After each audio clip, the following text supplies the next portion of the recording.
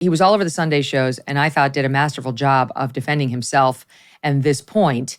Much better on this stuff than he is on the bullshit 9/11 trutherism. That's clear. He went out there and said something about Ayanna Pressley. She is a Black woman. She is a congresswoman. She's part of the so-called squad. And he was in Iowa and was talking about how she is part of the problem. He says she's a member of the squad. I think we have this on tape, actually. Let's listen to Vivek on Ayanna Pressley as he's talking about neo-racism on the left. I have experienced racism. Comes from the modern left at a scale unimaginable because I think they feel a sense of betrayal. Ayanna Pressley, she's in the Congress today. She's a member of the squad. Her words, not mine. We don't want any more black faces that don't want to be a black voice. We don't want any more brown faces that don't want to be a brown voice. Ibram Kendi, here's what it says. Opening lines. The remedy to past discrimination is present discrimination. The remedy to present discrimination is future discrimination. So the other side will gaslight you when you say this stuff. It's like, oh, you're just making that critical race theory stuff up. No. These aren't my words. These are the words of the modern grand wizards of the modern KKK. Okay, so that last bit turned into a segment on CNN with Dana Bash over the weekend where she pressed him on suggesting people like Kendi, people like Ayanna Pressley are akin to the modern day grand wizards of the modern day KKK. Listen. You know, I'm sure, the KKK was responsible for more than a century's worth of horrific lynchings, rapes, murders of Black people. How in any way are the views you're talking about comparable to the views and atrocities committed by the KKK?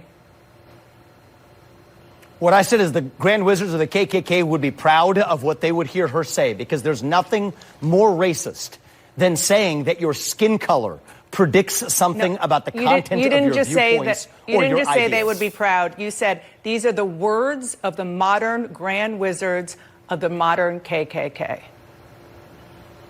It is the same spirit. You're right about that, Dana. I think it is the same spirit to say that I can look at you and based on just your skin color, that I know something about the content of your character, that I know something about the content of the viewpoints you're allowed to express. For Ayanna Pressley to tell me that because of my skin color, I can't express my views, that is wrong. It is divisive.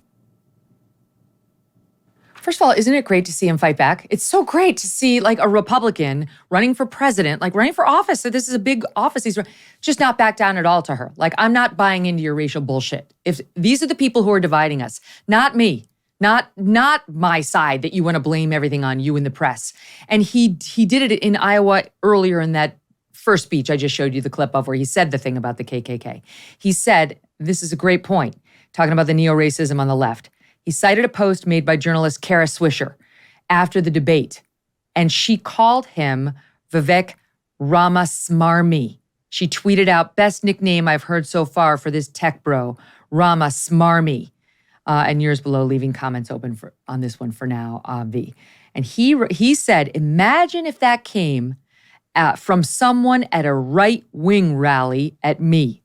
These are the same people who would be on the case taking an ethnic last name and mispronouncing it or coming up with a nickname like that. He's so right. He's so right, Dave. How you could never get away with Vivek Ramaswamy, a brown-skinned man running for president, if he were a Democrat and you said it as a white person?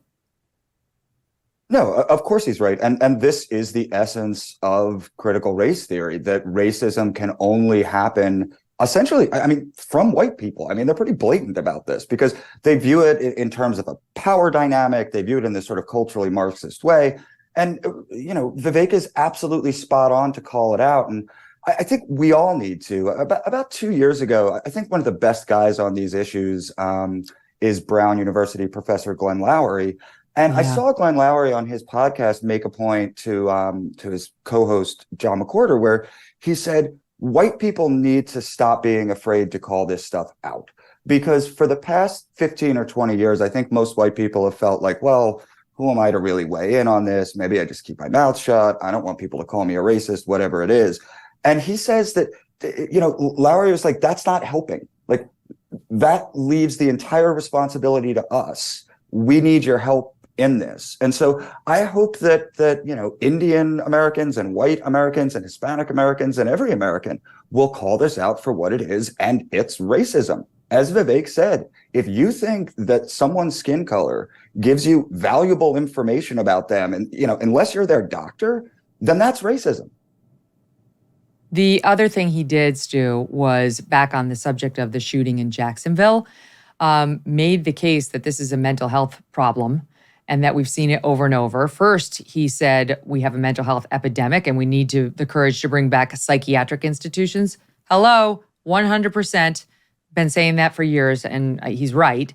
And then he got into an interesting exchange with Chuck Todd on really who's behind these race-based crimes. Isn't it always the people on the right? Interesting that Chuck Todd didn't get into the politics of the black people who shot all those white people that I just went through. I didn't see him do that. I didn't see him go back and figure out what their manifesto said.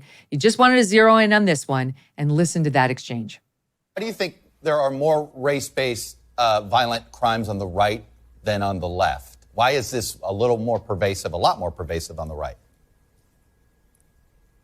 Well, the fact of the matter is, I think that there's a lot more violence that's also pervasive in parts of the country that supposedly are left-wing voter bases. Do you ignore the elements that allowed this manifesto to spread online? Well, the fact of the matter is, I do think we have two standards that we're even applying if we're having a conversation about manifestos. We still have not yet even seen the manifesto of that transgender shooter in Nashville of a Christian school, and yet here we're focusing on the motive.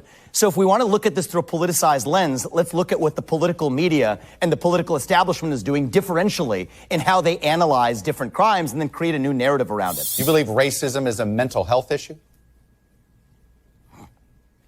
Well, I do believe that racism in many cases is manufactured in a way that creates more racism in this country.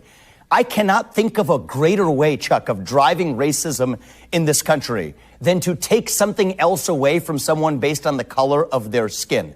And so is there existing racism in the United States? Of course there is. But those last burning embers of racism, the last thing I want to do is throw kerosene on it.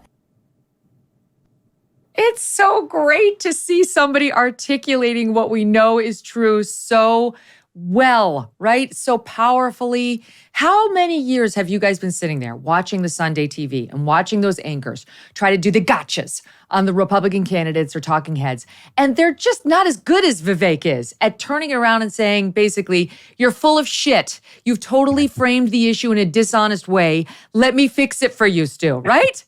Yes, and your swearing is incredibly satisfying today, I have to say. It's incredible. It's so true. It's like Vivek is really quick. He's very smart, and there's a reason why he's making an impact in the campaign, even though I know he's had some missteps and not everyone is in love with his style. He's a very smart guy and he's a very quick guy and he doesn't care. He keeps pushing back. And I'm so glad he pushed back against this particular this generalization that's made. I have not, I don't know, maybe I missed something in the manifesto reporting that was going on, but was there a long rant about low taxes in there? Was there deregulation? What makes you think this guy was right wing other than the fact that you have assigned racism to Republicans? That's the only connection here. I completely reject this entire construct. Collectivism is racism. Racism is collectivism. They're totally tied together. A Republican view, a traditional conservative view rejects this completely because you look at people as individuals. Having a small government doesn't give you the power to implement something like slavery that doesn't exist in that stance. And I think you look at this as you have to see people as members of groups instead of individuals. And that is what the left does. The left is constantly trying to push us into groups. And there's a reason why. You go back throughout our history, the overwhelmingly every single KKK member was a Democrat. Throughout all of history, this is the way that this worked.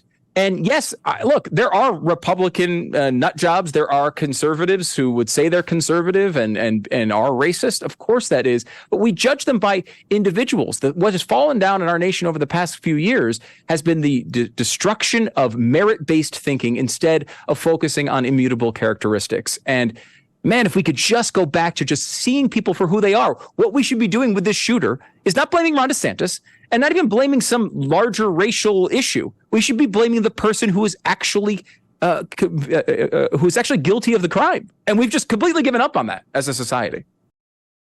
I'll tell you who the unsung heroes of COVID are. Of course, the frontline workers. But what about those business owners who hung in there and paid their employees?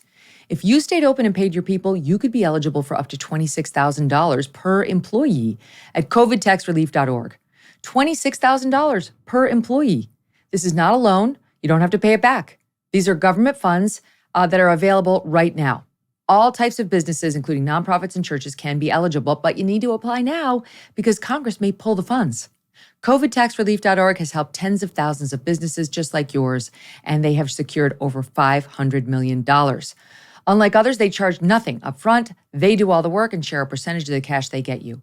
You did the tough thing for your employees during COVID. Now let COVIDtaxrelief.org help you get up to $26,000 per employee. Visit COVIDtaxrelief.org. COVIDtaxrelief.org. COVIDtaxrelief.org.